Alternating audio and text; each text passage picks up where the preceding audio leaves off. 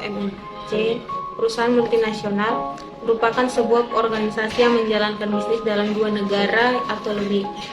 Yang ciri utamanya, perusahaan tersebut memiliki kantor penjualan dan dalam banyak kasus, fasilitas produksi di berbagai negara. Keputusan MNC. 3 keputusan utama sebagai pertimbangan perusahaan untuk menjadi sebuah MNC. 1. Pasar internasional yang dilayani, yang struktur pasar di negara tuan rumah. Pendapatan per kapita. Yang kedua, produk atau jasa yang dipasarkan, mempromosikan produk domestik ke pasar internasional, membuat produk baru. Yang ketiga, cara memasuki pasar internasional. Yang pertama, sourcing. Yang kedua, ekspor. Yang ketiga, aktivitas luar negeri. Yang keempat, investasi langsung. 4. Cara memasuki pasar internasional dengan tingkat pengendalian seorang pemilik. Sourcing adalah produksi atau pembelian komponen dan perakitan ke dalam sebuah produk akhir. Ekspor adalah barang-barang dikirim ke pasar luar negeri, tetapi tidak ada usaha pokok yang dilakukan ke arah menjadi sebuah MNC. Tidak ada perubahan misi, tujuan, dan strategi dasar. Aktivitas luar negeri. Arah peningkatan ekspor untuk pembebanan aktivitas luar negeri banyak melibatkan perjanjian pemberian lisensi atau kerjasama, usaha, penarikan atau pekerjaan dengan warga negara di negara asing. 4. Investasi langsung. Komitmen dibuat terhadap investasi langsung. Anak-anak perusahaan dibeli atau dibentuk. Misi dan tujuan dan strategi menjadi internasional jangkauannya.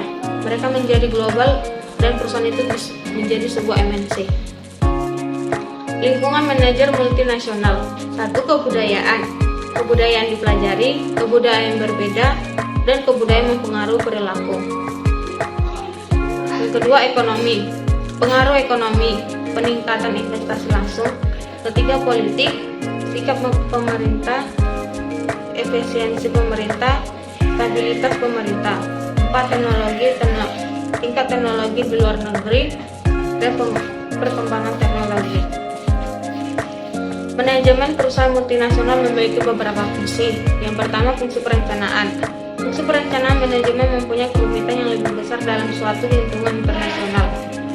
Yang pertama, lingkungan domestik, budaya yang sama, bahasa terbatas, satu sistem ekonomi, satu sistem politik, satu sistem hukum, dan satu sistem moneter pasar serupa. Kedua, lingkungan global, budayanya berbeda, multi bahasa, multi sistem ekonomi, multi sistem politik, multi sistem hukum, multi sistem moneter, dan pasar berbeda. Yang kedua, fungsi perorganisasian. Yang pertama, desain produk. Di dalam desain produk terdapat presiden, dan presiden memiliki divisi produksi, pemasaran, keuangan, dan sumber daya manusia. Yang ketiga, desain geografis. Presiden memiliki beberapa manajer geografis. Yang pertama, manajer Eropa, manajer Amerika Serikat, dan manajer Utara. 3. Desain fungsional. Desain fungsional memiliki divisi, wakil presiden produksi, wakil presiden pemasaran, wakil presiden keuangan. Yang ketiga, fungsi kepemimpinan. 1. Pemimpin formal dan pemimpin informal. Yang keempat, fungsi pengendalian. Yang pertama itu pengendalian pendahuluan, pengendalian bersama, dan pengendalian umpan balik. Mengelola orang di perusahaan multinasional. Manajemen perusahaan MNC yang efektif memerlukan para manajer yang memahami kebutuhan, nilai-nilai, dan harapan-harapan orang di negara di mana MNC beroperasi, dan memiliki sebuah keputusan penting. Fasilitasnya bagi MNC adalah apakah menggunakan manajer orang asing atau lokal untuk memimpin di luar negeri. Penganggaran modal dan multinasional. Meskipun prinsip-prinsip dasar yang sama di analisis penganggaran modal berlaku baik untuk beroperasi di luar negeri maupun domestik, terdapat beberapa perbedaan utama.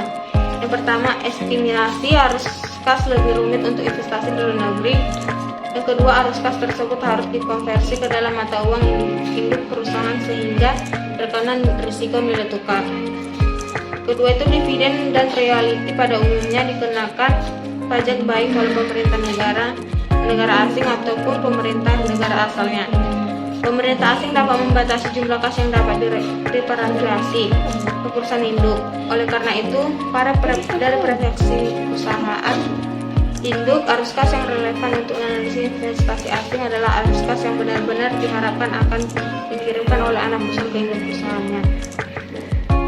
Selain kompleksitas analisis arus kas, biaya modal dapat berbeda untuk proyek asing dibandingkan dalam proyek domestik yang setara karena proyek asing mungkin lebih atau lebih kurang berisiko.